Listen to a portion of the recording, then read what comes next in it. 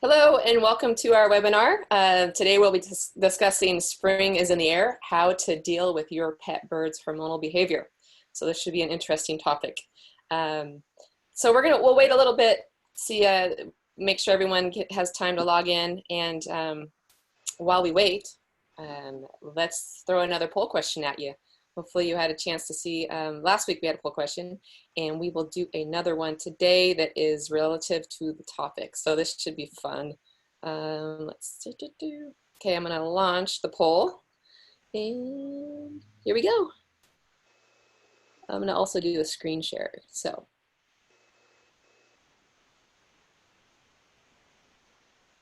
Okay, all right guys, so here we go. How does spring affect your bird? No noticeable difference. Everything is fine as long as I don't go near the cage. Can't find my bird, but I hear something in the cabinet. You think it was Easter with all the eggs popping up, and it's like living with Jekyll and Hyde. So let's see here. Ooh, got a lot of them saying it's like living with Jekyll and Hyde. That's coming up to 35%. No noticeable difference. That is pretty impressive. That's 41%.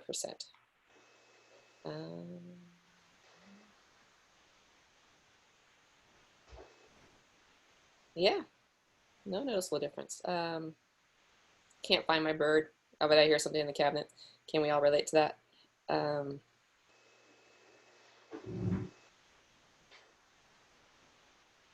All right, so we'll give it a little more time. We've got about a minute. We'll give another minute to get everyone, see if everyone can answer that.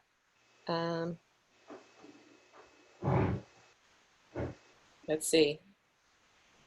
Looks like we're pretty tied with no noticeable difference, and it's like living with Dr. Jekyll and Mr. Hyde. That's like two completely different. That's like you got polar opposites there, so that's interesting. I would have expected a lot more cage, to be more territorial around the cage. So that's at least from my experience with an Amazon. Yeah, Jekyll Hyde's taking the lead, and no noticeable difference is hanging in there. So yeah, this will be very interesting. All right, so I am going to end the poll.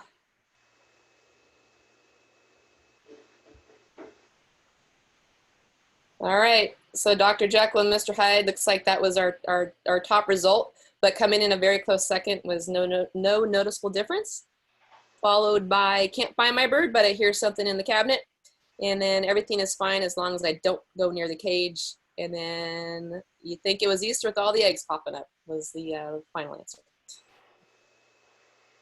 All right, let me share those results. There we go. There we go. Well, those are some interesting answers. All right. So hopefully that gave people time to log in and join us today. Share more results. Okay. Thank you. Thank you for all who participated in that. That was fun. Okay, so let's get this webinar started. My name is Laura Doering. I am the host of the webinar, which is how to deal with your pet bird's hormonal behavior. And a reminder that we will be answering some questions at the end of the webinar, but you can use your Q&A button at the bottom of your screen at any time. Please use the Q&A button and not the chat button. If we don't get to your question today, your answer will be emailed back to you. Your question with an answer will be sent to you. So that's pretty cool. And please try to keep your question relevant to the topic. We'll do more webinars in the future. So today we're going to talk about hormones.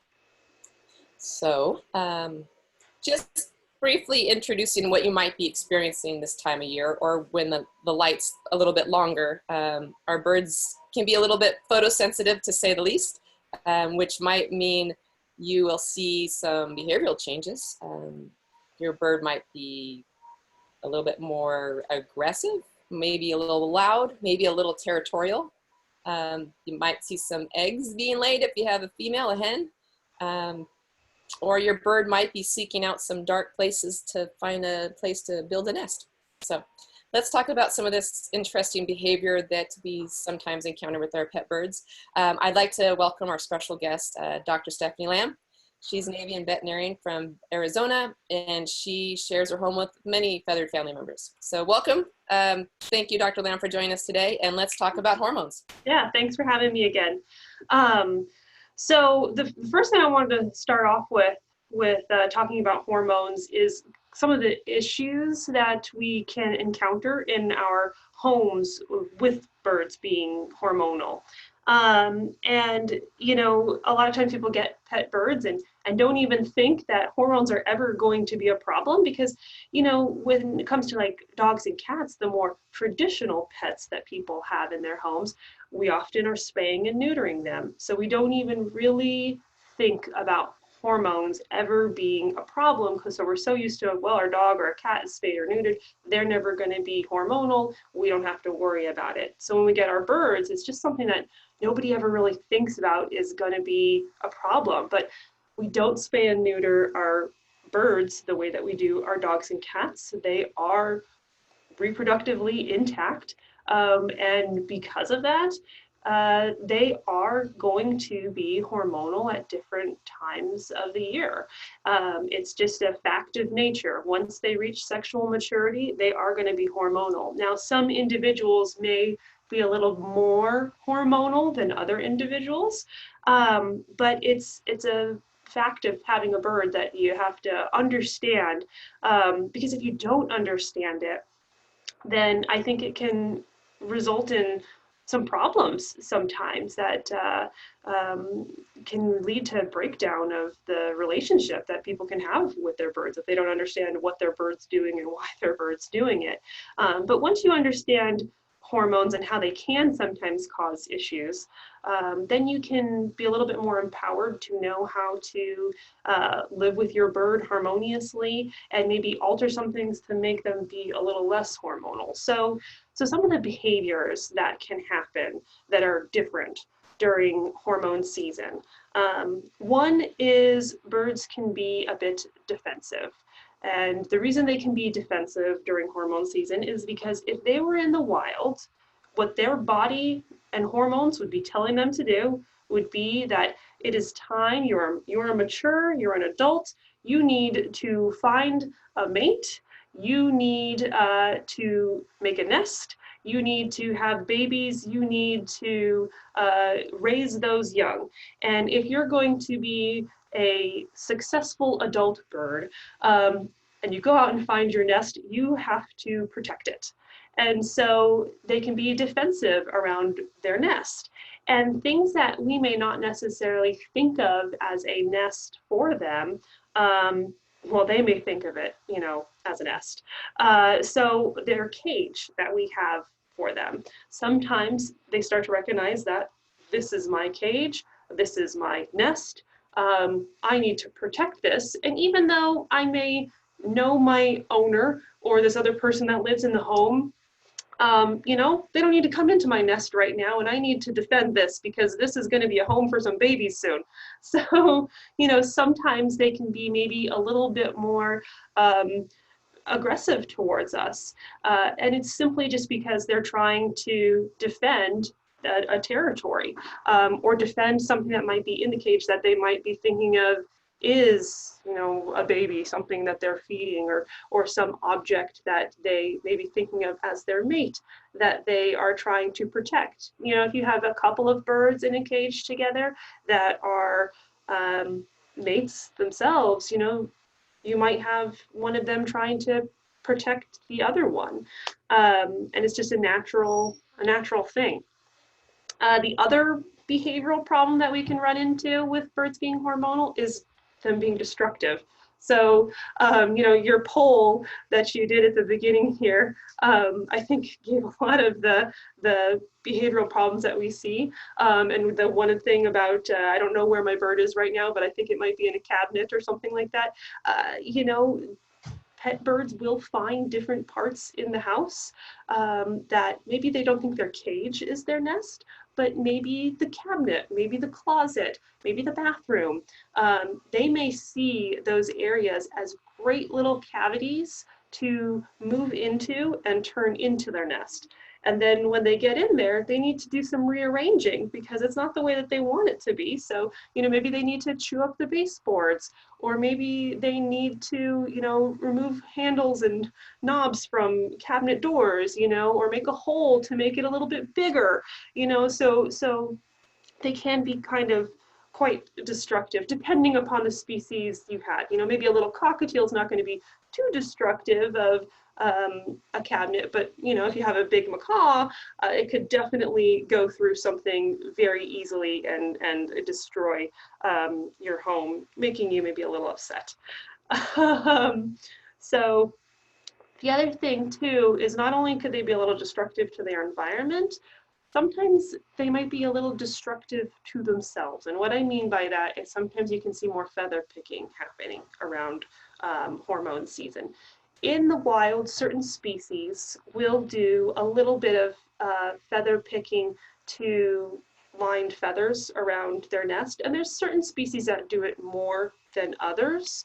But some species, like owls, for example, have what's called a brood patch, where they actually pluck some certain feathers from their breast area, they line their nest, and they can kind of be a little bit bald almost on that area where they pluck from their little brood patch.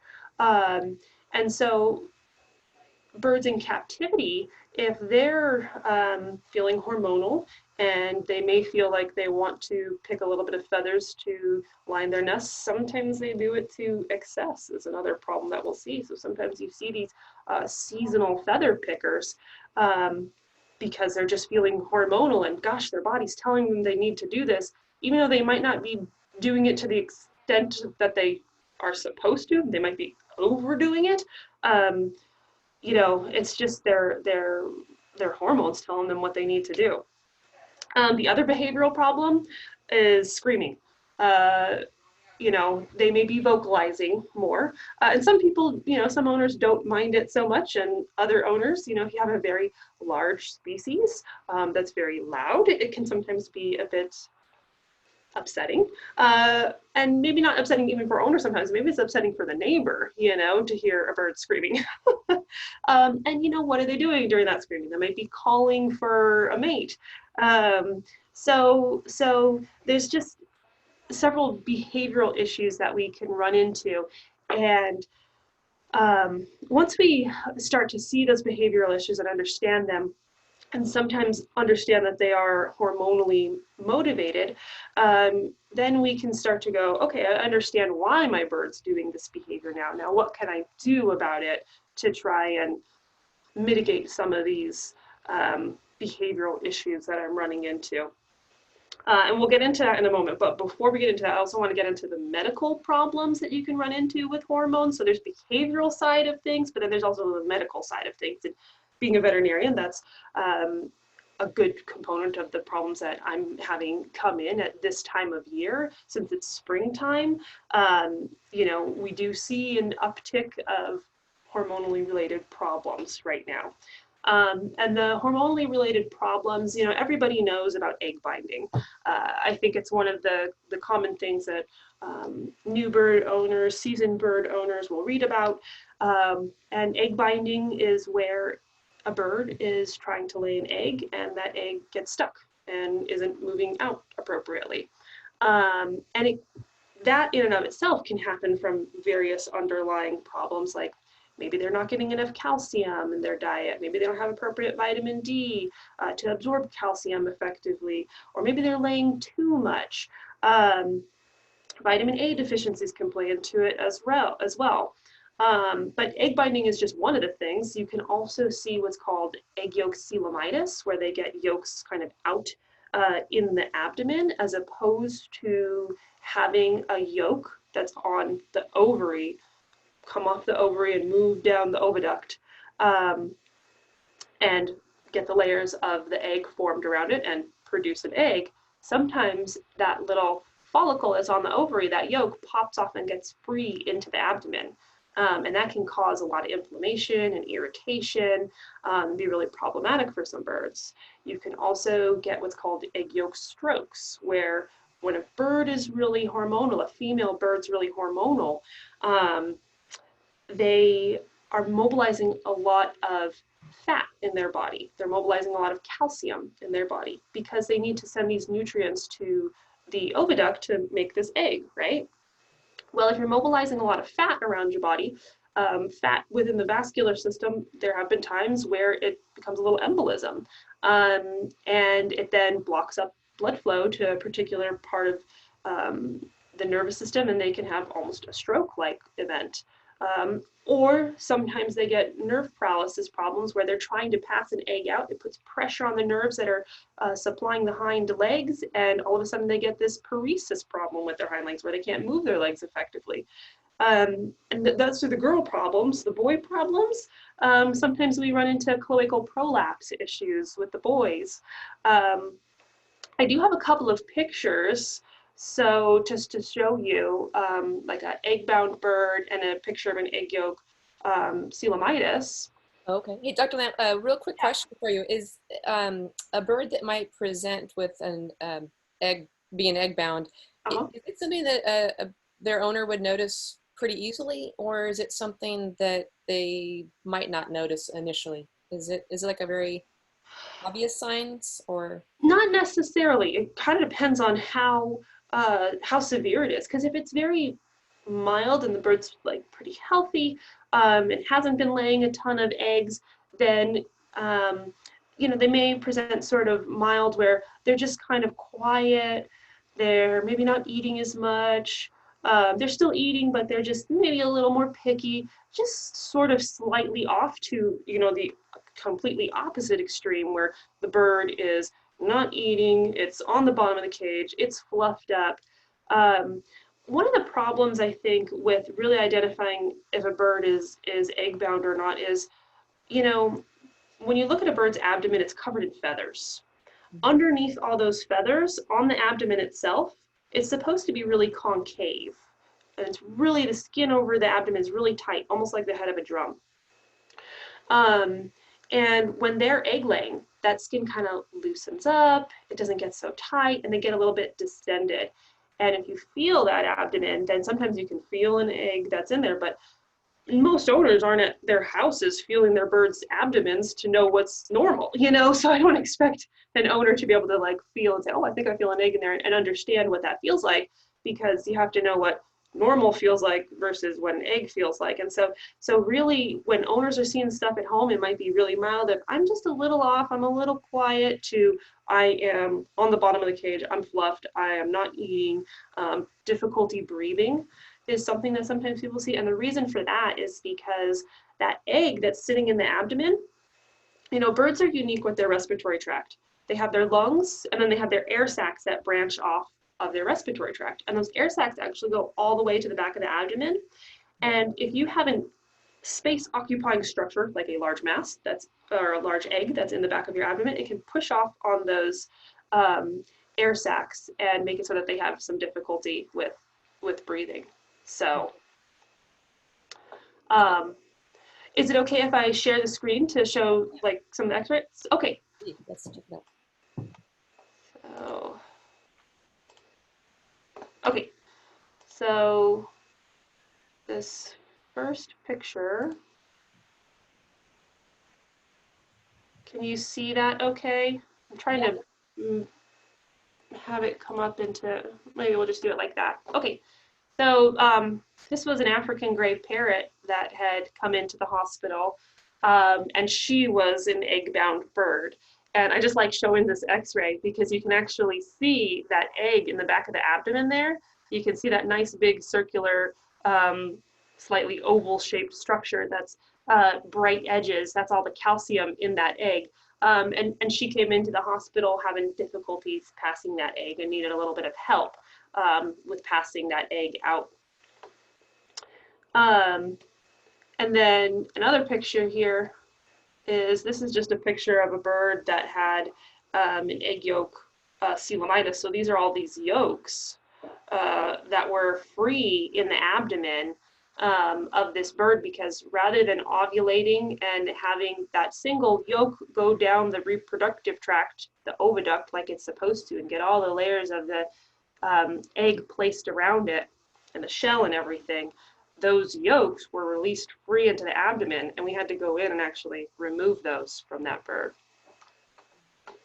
So I'm going to stop sharing for the moment. Yeah.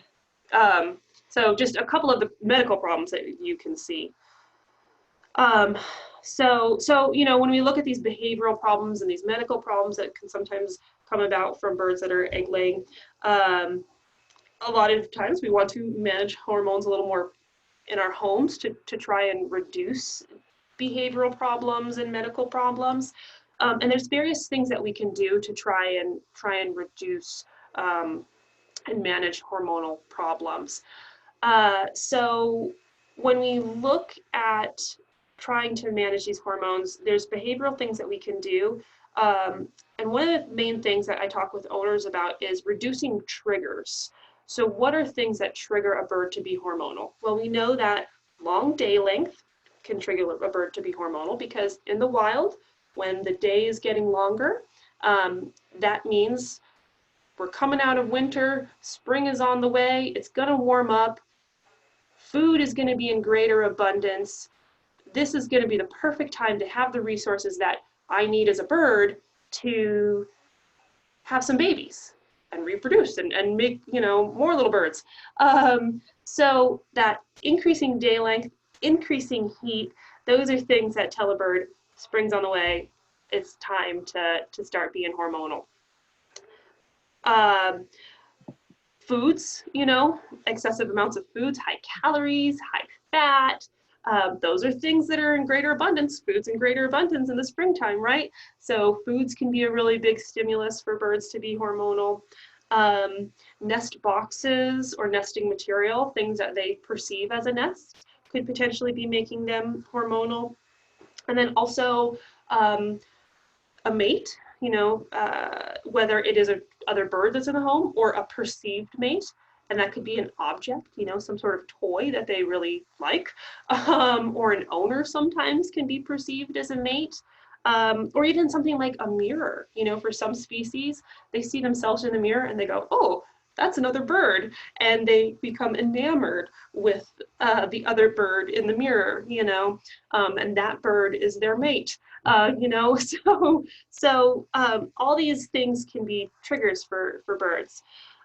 So ways to sort of manage those things, one, with light, you know, we can reduce the day length for some of our birds. You know, since our birds are living in our homes and we have this captive environment and we're controlling them with turning on a light every day, we have some control where we can say, okay, you know, rather than turn on the light at, you know, 6 a.m. and we're going to turn the light off at, you know, 10 o'clock or whatever when we go to bed, we can sometimes set bedtimes for our birds. You know, maybe we only have the light on for 12 hours a day, or for some birds even a little less than that, to make them think that it's winter time. Removing nest boxes or nesting material. I have some photos I'm going to share again for those photos of some birds that have some nest boxes and things. So like this bird. Okay, can you see that okay? Oh, yes. So, so, and this might, you know, this is a box, right? And it's this bird, it was placed on top of the bird's cage. It was meant to just sort of be this fun thing, like, oh, the bird can hang out in this box and have a lot of fun. But what does this bird see this as? This is a great, perfect little cavity to go into and nest in. And, you know, the person who put the box on top of the cage had no idea that this would be stimulating for hormones. They just thought they were doing something fun for the bird, you know? Would you reach into there and say? Right, exactly. If you were to reach into that that box, don't be surprised if you get a pretty harsh bite, because what are you doing to that bird? That bird is saying, this is my nest, this is my home, I need to defend it. If somebody puts their finger in there, they're not allowed in my house right now. I didn't authorize them coming in here. I'm going to defend this place, So yeah. Here's another photo of a umbrella cockatoo who, this is just a pet carrier, but they like to play in their pet carrier, and they go into the pet carrier, and that's also a great, nice little cavity that, again, it kind of simulates this cavity nesting that a lot of our parents like to do in the wild, and he's rearranging it to the way that he wants it to be, but again, also hormonally stimulating. And then this other photo I have right here, this African Grey, this is actually my African Grey. This is Gigi, and she thinks the bathroom is her nest. And so if we leave the bathroom door open, she'll go into the bathroom, only when it's dark. If it's light, it's not as exciting, but when it's dark, it's a perfect cavity. And she will go in there and she'll hide out in the corners, and she'll kind of rearrange some stuff. And if you go in there and it's dark and you don't turn that light on, don't be surprised if you get a bite on your toe, because you just walked into her nest. She means business there. Yeah. Yeah. And then the other picture of her, I had given her a little bottle, an empty bottle to play with, thinking it was like, oh, a nice little toy that's going to be fun for her. And she threw it around a little bit, but then she realized, oh, this looks like an egg. And she started sitting on it. So initially I thought, this is going to be a fun little engaging toy, something that I don't care about that she can destroy. But in her mind, she said, what a perfect little oval shaped thing that's exactly like an egg. And so that was very hormonally stimulating for her. And I didn't realize it was going to be hormonally stimulating for her until I gave it to her, So, so sometimes, if we block their access to places that might be hormonally stimulating, or block their access to objects that are hormonally stimulating, that can help them come out of hormonal mode. So like, I know that I need to close the bathroom door. I know that I need to not give her oval shaped objects that she might turn into an egg, For those people who have birds that do like to, stare at themselves all day long in a mirror and sing to the mirror and throw up to the mirror, maybe taking the mirror out of the cage. Those sort of things can be really important. And then when it comes to the food, because again, like I was saying, high calories, high fat can be really hormonally stimulating. If we make sure that we're feeding our birds appropriately and not overfeeding them, that's going to be really, really important. Some birds are more hormonally stimulated by moisture in the diet too. Like, so some birds, if you give them a nice hot warm meal, that's kind of like regurgitating for them, if you think about it, because birds that are mates, that are bonded pairs, they will throw up for one another. They feed each other, right? I'm thinking like oatmeal or pasta. Exactly. Yeah. So sometimes that can be really hormonally stimulating for some individuals. So it's not going to be hormonally stimulating for everybody, but for some individuals it really is, so you got to be just mindful of that sort of stuff. And one thing I talk with my pet owners about is I'm making sure that they're only feeding really the amount of food that a bird needs per day. A lot of times I actually calculate the caloric needs for an individual bird and tell owners, okay, this is how many calories your bird actually needs in a day. Let's stick with this amount of calories. And here's a list of foods that, you can feed to fit in this calorie range, because if you go above this calorie range, then, that could potentially be a little bit, is an abundance of food. And again, an abundance of food is something that can be hormonally stimulating to some individuals. Yeah.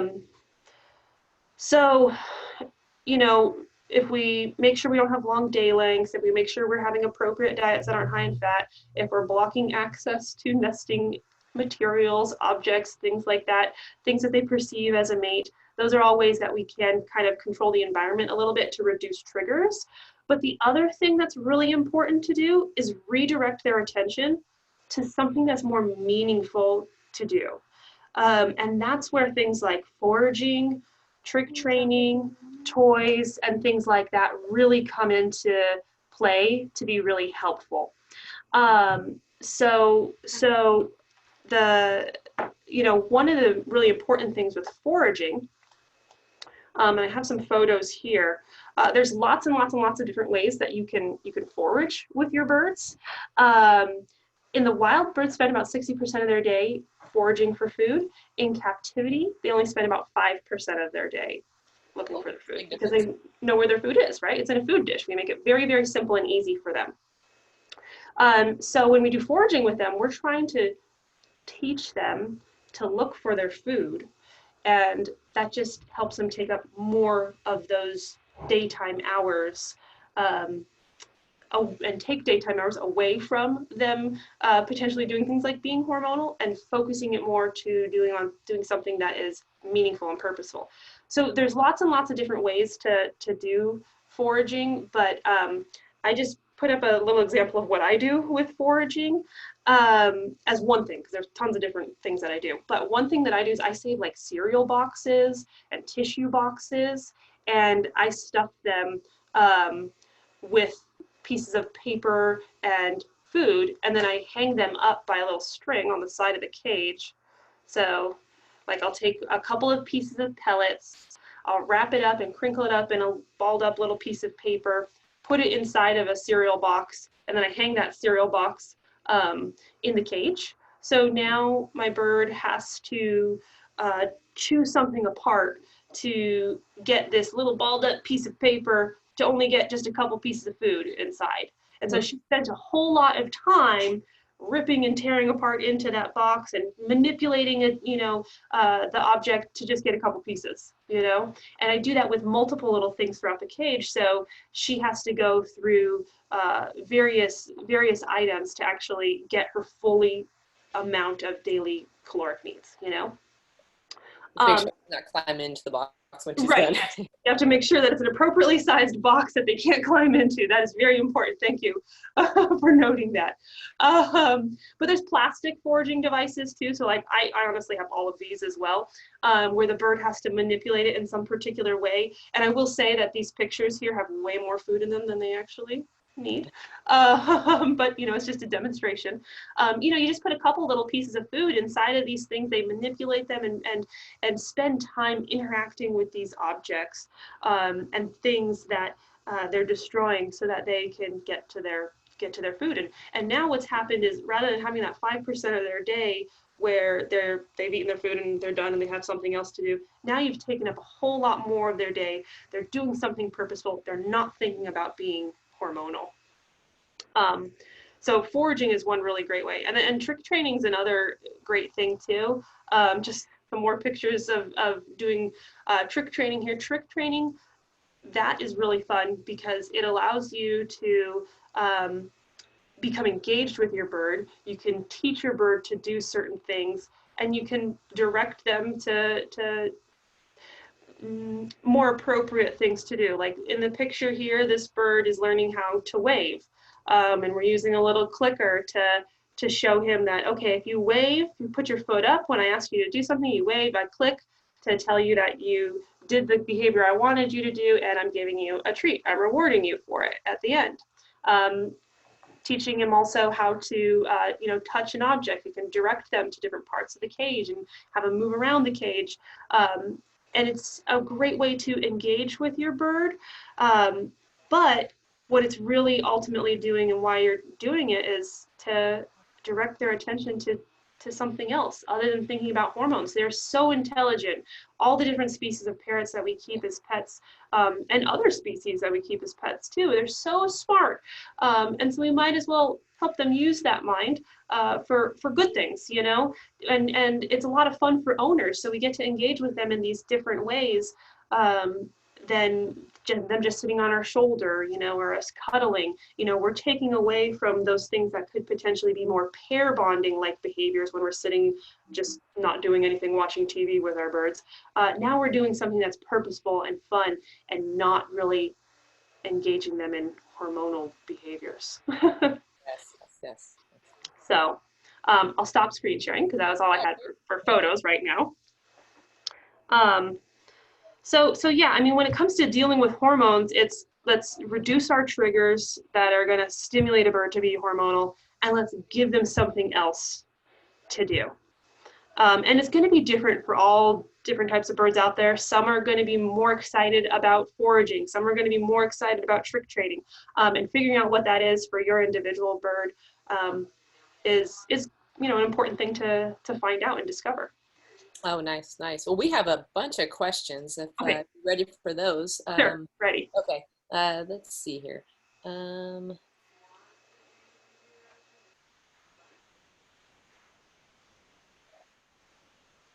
Okay, this is from Laureen. I have an 8-month-old African Grey Congo. When can I expect him to mature for his hormonal, if he might have hormonal changes? He's very loving and enjoys being on my shoulder and cuddling, including neck scratches and back strokes under the wing, tickling. Are these detrimental as he ages? Yes, those will be detrimental as he ages. Now, when they're young and they're a little more innocent, it may be more innocent now, but I would encourage to start focusing on being friends and not being mates, because two birds in the wild that are just, in the same flock, they're friends, they might groom each other's head. That's it. They don't touch each other anywhere else. Touching the head is it. Birds that are mates touch each other all over. And in touching each other all over, an owner to a bird, what you're telling your bird is, I'm your mate. And so scratching under the wings, down the back, along the tail is very hormonally stimulating for a bird. So you want to focus on, we're just going to scratch the head. That's how we get our, nice positive touching interaction between us, is we scratch the head. That's it. I honestly don't recommend really going below that, because it's just getting out of the friend zone and getting into the mate zone. Now, as far as the question of when is he actually going to be sexually mature, for African Greys, it's usually going to be like right around 4 to 6, somewhere in that window is when they start to become more sexually mature. He's 9 months old now, so it may be innocent right now, but I would just get into the habit of it now of, let's be friends, let's not be mates, because then when we do hit that sexual maturity, then we're a lot more likely to potentially run into some of these behavioral problems. And it's so much better to prevent a problem than to deal with it when it happens. And so if we start interacting with him now, we're just friends, and hey, let's start doing some foraging, let's start doing some trick training, let's engage together in a different way, then you're going to be setting him up for a lot of great success in the future. Nice. Okay, I have here's a question about a cockatiel from Joanna. Hello, my white-faced cockatiel, Eurydice, I hope I didn't kill the name, 3 years old, has been pathologically laying eggs. So far, she's had 40. One chick was hatched in November, but it died. Then she started again in January and February, and in March, 3 eggs in the final batch. In the end, as she had developed liver and ovary problems and had bouts of severe vomiting while laying these eggs, my avian vet has given her a hormonal implant. She said it would have an effect for about 4 to 12 months, with a 70% chance that a problem would be resolved. That the problem would be resolved. What's your opinion on such implants? Yeah, so I mean, we definitely use those. I didn't touch on that so much today, but it is something where when you have a bird that's laying that much, 40 eggs, that is a lot. That is a huge strain on that little girl's body, and we don't want her to have problems. And unfortunately, it sounds like she already is having problems. And so if we're working on the behavioral cues of reducing the fat in the diet, reducing the day length, getting no access to mates, no access to objects that are perceived as mates, nesting, that sort of stuff, and that's not cutting it, that's where the hormone therapy really comes into play, and doing things like Luperon or Deslorelin. It sounds like you did the implant, which is Deslorelin, is going to be really necessary. And that honestly has been a lifesaver for a lot of birds, because it helps to shut them down, but it's not permanent. And that's where the behavioral modification side of things also becomes really important as well. So we try to do what we can with behavioral modification, like we talked about, but then also medical management, really sometimes using the two of them together is what's necessary to help some of these girls. Okay. And then Linda asks, I cover all my birds at night around 5 p.m. and up at 7 to 8 a.m. So they're going to bed around 5 p.m. and they're getting up around 7 to 8. But they still bite this time of year. They bite more this time of year. What else can they do? My teals are bonded with boys. Okay. Yeah, so that's good that you're doing the reduced day length. That's going to be helpful, but they still recognize to some degree that it's still spring, you know, even though we try as we might sometimes with those sort of things, they can still perceive that, yeah, it's springtime and I want to be hormonal. So I would, other things that you can do, I would encourage looking at your food. You know, what is it that you're offering as far as food goes? How much food are you offering? Are you fitting into their daily caloric need, or are you overdoing it with your daily caloric need? You know, if you're overdoing it with the daily caloric need, again, that's a signal that says, oh, I've got an abundance of food around, you know, this is great. I have the resources I need to start a family. You know, if you have two mates together, if you have a male and a female together, and that's potentially the cause for them starting to be a little hormonal right now, that is going to become a very much an individual's determination of how do they want to have their birds be, I guess. How do they want to have their birds live? And you're going to have to make a decision of, do I want my birds to be hormonal and I'll keep them together? Or no, I don't want my birds to be hormonal at all. I want my bird to interact more with me. And then maybe you need to potentially separate them. And with cockatiels in particular, they can be hormonal just simply from hearing their mate. A cockatiel that hears its mate call, that can stimulate them to be hormonal. So sometimes, you know, not being in the same room, separate parts of the house, but that's very much something that individuals have to decide how they want to have their flock be. So it can sometimes be a little bit difficult, you know, ethically, what do we want to do here for these individuals? So. Okay. So now Tina asks, we have a Congo African Grey plucker, and we make toys and offer boxes for him to chew something other than his feathers. It works for the most part, but is it causing hormonal issues? He's not aggressive, but he does show courtship behavior with her. Well, so it depends. Does he get into my question would be, does it get into the boxes and sit there and shred and kind of sit in the box? Because if he's doing that, then that's more nesting. Versus if he's like taking the box and throwing it apart and like pieces are falling on the floor and he's ignoring them, then that's more, I'm just playing and I'm interacting with this thing, and that's less hormonal. So sitting with the stuff you're shredding, hormonal. Throwing it away, not hormonal. So that's one thing to observe at home for the owner. Now, then to also hit on him like regurgitating and that sort of stuff towards the owner and being hormonal towards the owner, it's good when they are doing those things to kind of ignore those behaviors. Because if we engage, if he's throwing up to me and I say, oh, you know, you're the most beautiful, lovely bird and I love you so much too, then, you know, you're just strengthening that hormonal bond between the two of you. Versus if he throws up for you and you kind of get up and go, nope, and you turn your back to him and you're quiet and you kind of ignore him for a second. You know, birds want our attention. We're their flock members. They are always with a flock member in the wild, right? So if we kind of give them just a moment's pause of, I'm ignoring you for this thing that you're doing, then that can send a bit of a strong signal that I don't like what you're doing. Versus if we're engaging, even if I'm saying, no, don't do that, I don't like that you threw up for me, he doesn't care, you're engaging with him still, you know?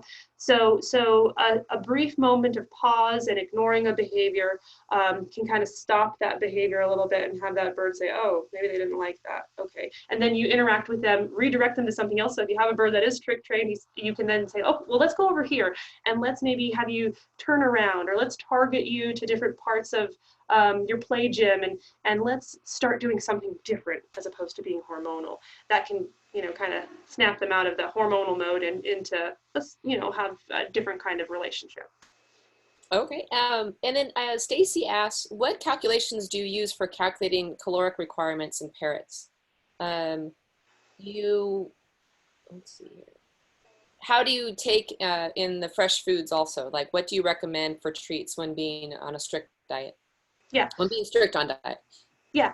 So there is a very specific caloric calculation that you learn in veterinary school. And it's based off of a bird's weight. So you take into account a bird's weight, its activity, its age, its health status. So there are various like factors that you have to take into account for the individual bird that you're looking at in front of you. Is it overweight? Is it underweight? To really determine what calories does this particular bird need. So if you want that information, I would encourage you to go to your veterinarian, because they're going to be the ones who's going to be able to look at your bird and sit down with you and talk about it with your bird, and or with you about your bird. And be able to determine what sort of caloric need that individual needs. When we're then taking into account the fresh foods that we're offering too, you're having to balance out, okay, if I'm going to devote X amount of calories to pellets, then I'm going to devote X amount of calories to the fresh items. And you can look at individual fresh items and get an idea of how much calories are present in this particular fresh food item. How much am I going to then offer this individual? I try to make it easy for most owners. So a lot of times what I will do is I'll calculate the caloric need. I'll say, okay, this amount I want you to do in pellets, and here's your teaspoon or tablespoon amount of pellets that you're going to do. But then I'm also going to allow for, X amount of teaspoons, tablespoons for fresh items. And here's the fresh items that you can give. And, a lot of times people like to give more. So I try to aim for those vegetables mostly that are like lower calorie items because they can give more. So like things like leafy greens. Birds can eat lots of those and have very minimal calorie intake, and they can be fun to destroy and tear apart. And so sometimes I have people give a lot of those as fresh things, but it depends on the individual bird. So. Okay. So we have a question from Veronica. Asks, my almost 2 years old Amazon parrot shouts when I get home. Shouts when I get out from the room where their cages. When spring comes, the screaming is even more. What can I do? All right, so yes, that goes back to the screaming as one of the behavioral issues that we see. So again, I would go back to all the triggers that we talked about, and looking at your individual home and saying, okay, what do I do in my house where I could potentially be triggering them in some way? And we aren't keyed into thinking of, oh, it's hormone time. So looking at, again, your light, your calories, is there nesting material? Is there nesting boxes? Is there things that, again, we don't necessarily think of as nesting material? Like I showed the picture of the bird in the pet carrier. That's not a nest to us. To the bird it is, So there might be some objects in the cage that the bird thinks of as a nest, and maybe those things need to be moved around or altered in some ways to be less nest-like. So, and the other thing too is there is going to be some degree of acceptance that we have to have of birds screaming during hormone season. We can't spay and neuter them the same way that we do with our dogs and cats to really just resolve this problem 100%. So there is going to be a little bit of that screaming, but going back and looking at your individual home and seeing what are the different triggers that I could potentially have in my environment that I could adjust to make it less hormonally stimulating for my bird is a good first step. I hope that helps. So Joanna asks, do you use Vitex Plant Extracts for female laying eggs? What do you think about that? Vitex Plant Extracts. Is that a particular brand? I'm not sure if that's a particular brand. They might be referencing like raspberry leaf, because that is something that people will use like as a natural product to try and suppress bird hormones. So I have used it before. I have to say, personally, I haven't seen a lot of real success with it. I don't think it hurts. Um, but as far as how helpful it really is, for most birds, I don't know that I've seen a great amount of success with it. So I don't think it's going to hurt, but I think all the behavioral management stuff is kind of what I found to be the more helpful thing. And then redirecting their attention to other things has been more helpful. So. Okay, okay. Let's see if we have some more questions flying in here. Well, I think you touched a little bit upon this, but Peter asks, if you have time, please discuss hormone shots or implants. My avian vet talked about them. I'd consider the shots, but how do you know that what hormones and how much to give? Yeah. So to just briefly touch on, there's two main products. There's a few different things that are out there that people have used over the years, but the main ones that most avian veterinarians are currently using is Luperon and Deslorelin. And they're very similar hormones, and they're actually hormones that are naturally in the body. What they're doing is they're just kind of high levels of these particular hormones, and what they do is they feed back to the brain, and they tell the pituitary gland in the brain, hey, the body's being too hormonal right now, you need to kind of cool it. And so it kind of shuts down the hormonal signaling that's going to the reproductive tract. And as far as do we use Luperon or do we use Deslorelin, Luperon's the shot. The shot works really nicely, kind of rapidly. It's going to shut down hormones within about 24 to 48 hours, but only lasts for a few weeks. Versus the Deslorelin implant, it takes longer to work. It usually takes like a week to 2 weeks before it starts working. But in parrots, it seems to last for about 6 months based on the studies that we have in the species it's been studied in so far. So it has this longer effect, but it takes longer to start working. So when we're trying to determine, are we going to use the shot or are we going to use the implant, it really depends on the individual bird that's in front of me, because is this problem that I'm dealing with that's hormonally related something that I need to be taken care of right this second, because this is more of an emergency situation and I need to shut this bird's hormones down right now? Like that bird that I showed of the yolks that were free in the abdomen, that one we want to take care of that right now. We want to get that bird's hormones like quiet right now. So I want the shot to kind of shut things down. Versus if it's something more on the like behavioral side of things, maybe this bird has been laying a lot, but there's like gaps in between, then maybe we have a little bit more time and we give the Deslorelin implant because it's going to have this more longer effect. So it depends on what problem I'm being presented with by the individual in front of me as to which one I'm going to choose. Okay. As a follow-up, just for, would that be, so that's mostly for hens then, as opposed to male parrots, right? Correct. Yeah. Okay. So we're not really doing much as far as like an implant or some hormone injection for male. Yeah, people have tried it and it just hasn't been so successful in them. It's really mainly geared towards the females. For the egg laying, or for the egg issues. Yeah.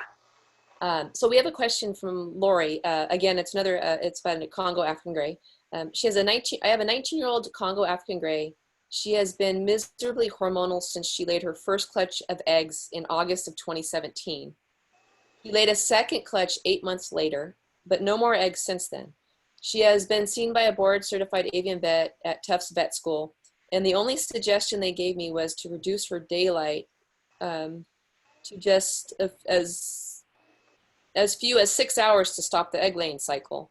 Currently, she gets 8 hours of daylight and 16 hours in a small night cage in a pitch dark room. She is being fed low-fat, low-moisture diet that's carefully titrated to be just enough to maintain her weight. They do daily weight checks on a gram scale with nothing extra. And she has to forage for all of her food, and her toys that elicit anything close to a sexual response are immediately removed. She unfortunately ignores every toy that doesn't respond hormonally. And she is plucking under her wings and on her legs. I can't interact with her in any way, or she gets broody. Whenever she sees or hears me, she squawks. Is there anything that it sounds like they're doing a lot. Yeah, it definitely sounds like they're doing a lot, and they really hit on a lot of things that we discussed. you know, it's the some birds are really tough, and that it can be frustrating sometimes because there are some birds that, man, you do everything that you know is recommended, and sometimes they're still hormonal. I don't know if this particular individual has done the medical management of like the Luperon or the Deslorelin, but if they haven't, that would be one thing that they could consider talking with their veterinarian about, because if they've really done a lot of the behavioral modification stuff, it sounds like they really have, then this is a case where if I had if I had seen it and we're really doing all that stuff and we haven't gone to the medical side of things yet, this is where I'd say, okay, yeah, maybe this is a case where we should do some medical management here. But man, there are some birds that really are difficult birds with hormones. So don't give up. It's always important to keep trying, keep working. And you know, people are constantly coming up with new things that can be helpful. So there's stuff that we don't know now that, you know, a couple years from now, we're going to have some better answers for you. But I would say if you haven't explored the medical side of things, maybe that would be the next step for this particular individual. Okay, thank you. Let's see. Let's do a couple more questions if you don't mind. I have one from Lisa Bono. She asked on the Luperon shots, how many are in the series and how often can they be given? Okay, so well, you know, I will answer that it depends, because there are some birds where you can give them one Luperon shot and they're going to come out of hormone mode and they're going to stay out of hormonal mode until next season comes around. That's what we like, when we get to give one shot and we are done. But there are some birds, and I would say most birds, that don't respond with just one hormone shot of Luperon, because again, it lasts only for a few weeks. So there have been times where we do a Luperon series, and it really kind of depends on your individual veterinarian. Like for me personally, a lot of times I'll do 3 shots in a Luperon series to really try to shut them down, and I'll do it every 2 weeks for 3 injections. But I will tell you that that will vary based on individual veterinarian and also individual bird. And that's where sometimes the Deslorelin implants can come in to be really helpful, because maybe we shut them down initially with the Luperon, but then we also give them a Deslorelin implant. And as that Luperon starts to wane, the Deslorelin implant starts to work. And then that Deslorelin implant is lasting for about 6 months. So, you know, you can shut them down quickly, but then get them sustained for the future ahead for a while. So is that something that you would give it based on past history, like in anticipation of that, like to kind of be ahead of what might come? For some individuals.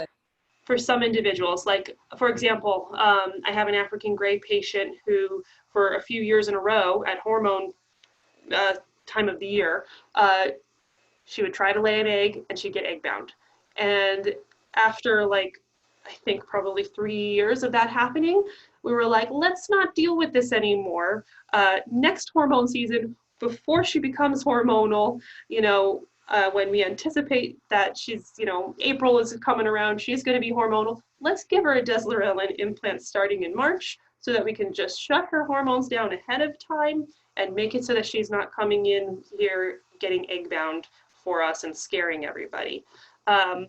So versus some other individuals where it's just sort of a one-time thing and they don't need to have it given prophylactically, I guess you could say. Okay, okay. Let's see, we have a question from Annalise. She asks, do you worry about frustration or vacuum behaviors if you take away the nest box? Thinking welfare of laying hens when they are so hardwired for that behavior. Does it not apply to pet birds? So do you? You know, that's a very good question, and I think something that really hits on the ethical side of this. And I don't know that I have a great answer for this. I can say that I definitely do think about it because, you know, our pet birds are still wild. They're not domesticated. You know, most of our parrots. Some would argue that maybe canaries are close to domestication. Maybe even the budgies kind of close to domestication almost. But the reality is that our pet birds really, they're not domesticated. They are still wild animals. They're only a few generations removed from the wild. And so is it ethically right for us to stop them from being hormonal?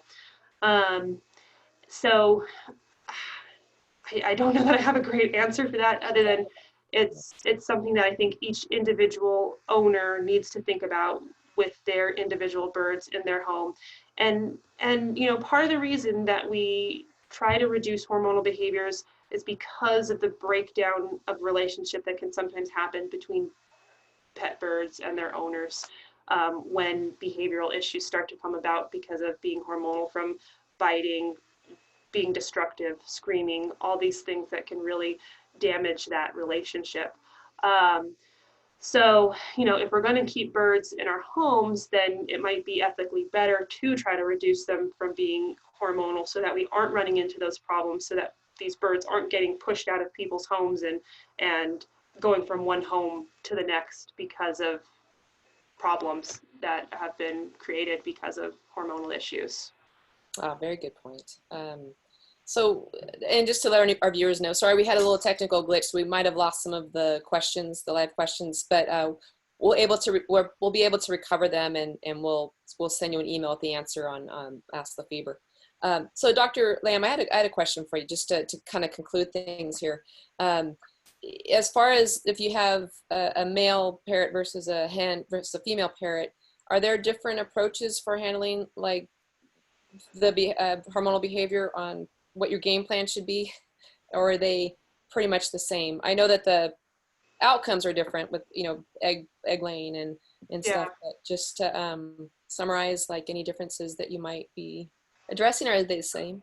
They're, you know, I feel like they're honestly, the basics are really pretty same, male versus female.